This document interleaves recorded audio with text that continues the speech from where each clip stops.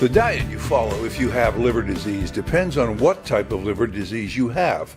But according to the American Liver Foundation, there are some general dietary rules that apply to all types of liver problems. Foods to avoid. Foods that are high in fat, sugar, and salt will do further damage to your liver. Get in the habit of reading food labels so you make the right choices. Foods that are especially bad for you include fried foods, like the kind you get at fast food restaurants. Foods made with refined white flour like white bread, baked goods, and even pasta are also on this list.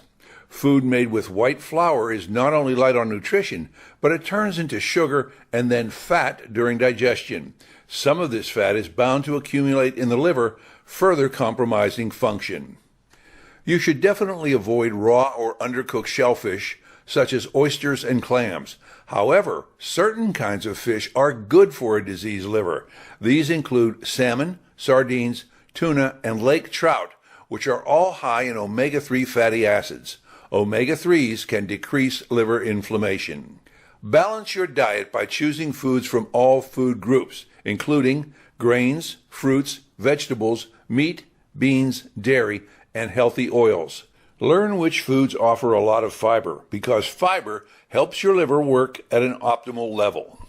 Stay hydrated. Drinking plenty of water prevents dehydration, which lowers liver function. Finally, if you drink alcohol, talk to your doctor about whether you should continue to imbibe or not. He or she will probably tell you to avoid alcohol, but if some alcohol is okay, keep it down to 1 drink a day if you're a woman and 2 drinks a day if you're a man. The goal of this video has been to provide quick, basic information about a diet for liver disease recovery. But once again, you should always rely only on a doctor for professional advice related to your health or diet.